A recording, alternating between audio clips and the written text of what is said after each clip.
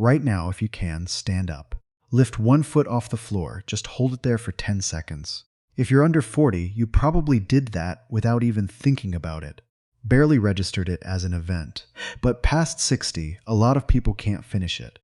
Or they finish it, technically, but their arms shoot out. Their torso starts swaying, and their standing foot is making these tiny, frantic little corrections the whole time.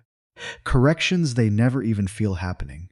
What you just did is a test that almost never shows up on an annual physical. No equipment, costs nothing, took less time than it took you to read that first line. And it predicts how long you're going to live with more precision than your blood pressure does, more than your cholesterol panel, more even than whether you smoke. I know how that sounds. It sounds like the kind of overblown claim you'd scroll past. It isn't one. It comes out of a study published in the British Journal of Sports Medicine back in 2022, led by a researcher named Claudio Gil Araujo, out of the Exercise Medicine Clinic in Rio de Janeiro. Araujo tracked Fun 702 adults ages 51 to 75 for an average of 7 years. At the very start, everyone did one thing, a single 10-second one-leg stance test. That's it. And the people who couldn't hold it for the full 10 seconds turned out to have an 84% higher risk of dying sometime during that follow-up window than the people who could. 84%. From 10 seconds. No needles, no scans, no blood draw, nothing. So the real question is why? What is your body actually doing in those 10 seconds that makes it such a strong signal? Because standing on one leg isn't some simple little balancing act your muscles just handle on their own. It's actually a very fast, very continuous argument between three completely separate sensory systems. And there's a referee in your brain, a part most people have never even heard of, settling that argument over and over. Doing math your conscious mind is never once let in on. Start with the simplest layer, your foot. When you were standing on 2 feet, your base of support was wide. 2 points of contact, roughly shoulder width apart, forming something pretty stable. The instant you lift 1 foot, that whole platform shrinks down to a single point smaller than a playing card. Your center of mass, which sits around your sacrum, now has to balance over an area a fraction of the size it had a second ago. That's a much less stable setup, physically. It's the kind of arrangement an engineer would actively try to avoid, not build on purpose. And your nervous system has to solve it in real time, using sensors buried in the sole of your standing foot, mechanoreceptors, specifically Pacinian corpuscles and Merkel cells, which pick up pressure changes down to fractions of a Newton. The moment your body sways even a millimeter, the pressure across your foot shifts, and those receptors are already firing a correction up your spinal cord, before you're even aware that you swayed at all. But foot pressure by itself can't hold you up. That's only the first mechanism, and honestly, it's the least of what's involved. The second one is happening inside your inner ear, in something called the vestibular labyrinth, 3 fluid-filled canals set on 3 different planes, plus 2 little sacs, the utricle and the saccule, each one packed with tiny calcium carbonate crystals sitting on a bed of hair cells.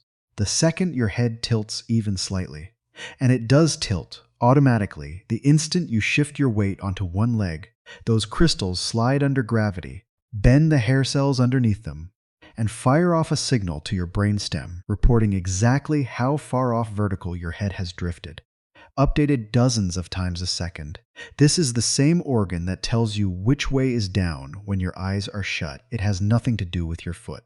It's a completely separate stream of data, arriving at the exact same moment as the first one. And then there's a third stream, independent of both of those, your eyes. Vision gives you what balance researchers call an external reference frame, a fixed horizon, a door frame, the line where the wall meets the ceiling. Something your brain can measure your body's drift against. Try it yourself. Close your eyes right now and do the same one-leg stand. For most people, the time they can hold it just about drops in half, maybe more. Not because their foot sensors quit, and not because their inner ear stopped working. It's because one of 3 independent verification systems just went dark, and now the other 2 have to compensate for information they were never built to carry alone. 3 systems. Foot pressure, inner ear, vision, all three reporting in constantly, and all three slightly disagreeing most of the time because no sensor is perfect, and nothing ever arrives at exactly the same millisecond.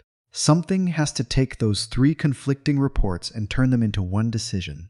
Which muscles fire, how much, in what order? That something is the cerebellum. It's a structure roughly the size of a fist, tucked underneath the back of your cerebrum, and it holds more individual neurons than the rest of your entire brain put together, despite taking up only about 10% of its volume. The cerebellum isn't deciding what you should do, exactly. It's running a live prediction of what your body is currently doing, and constantly checking that prediction against the sensory data actually coming in.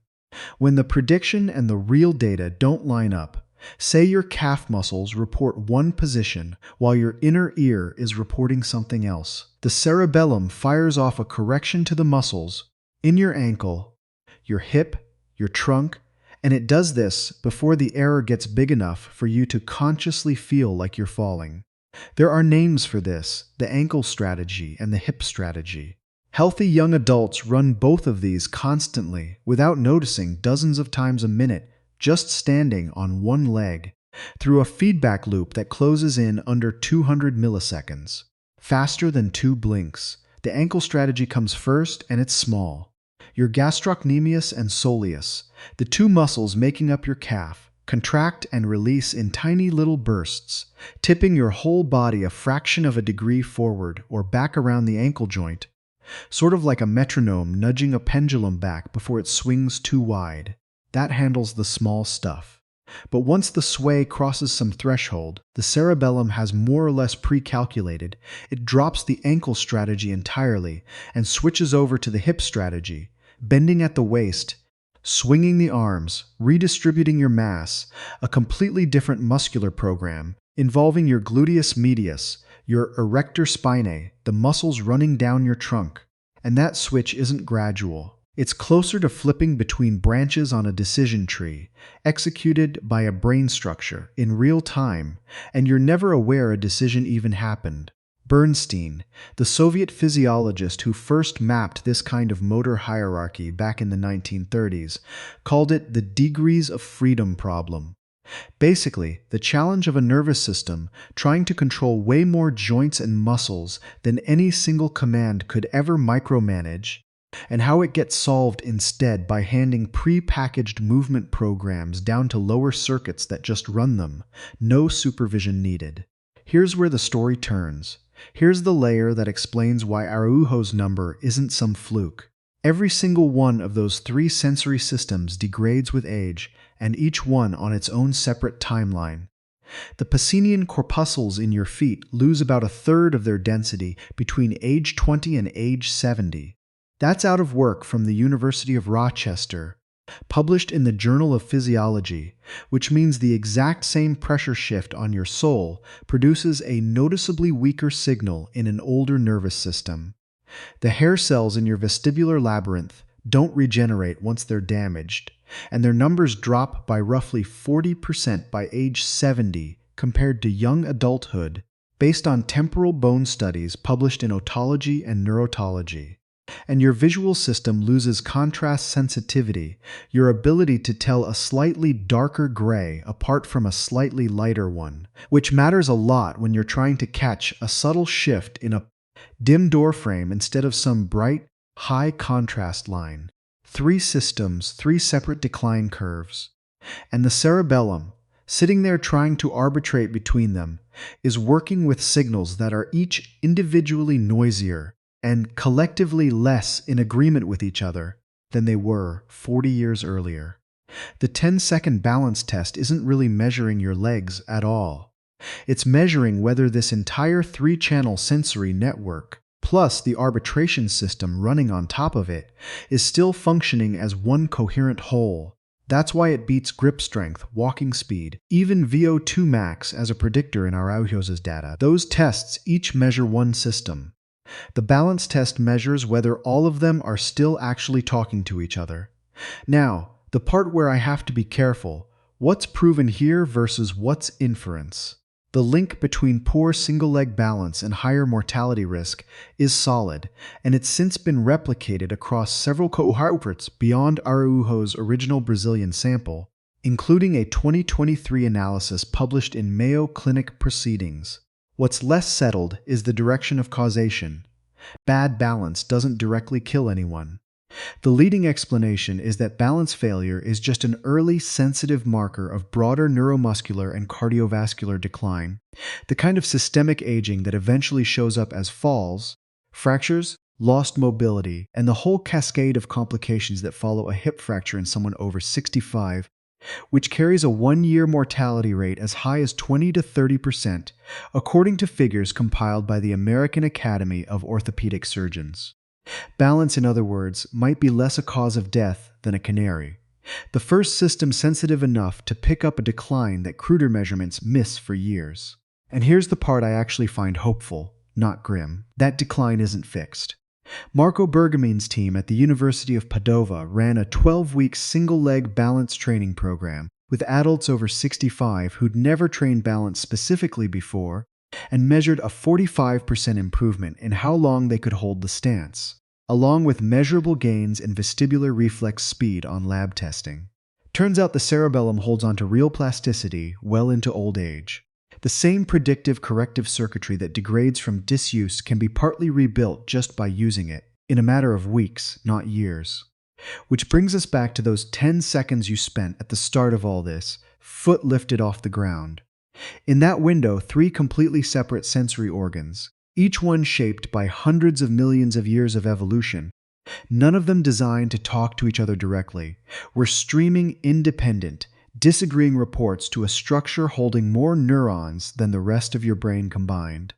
And that structure was resolving the disagreement and firing off corrective signals to your muscles faster than conscious thought even operates, dozens of times, without ever once asking your permission.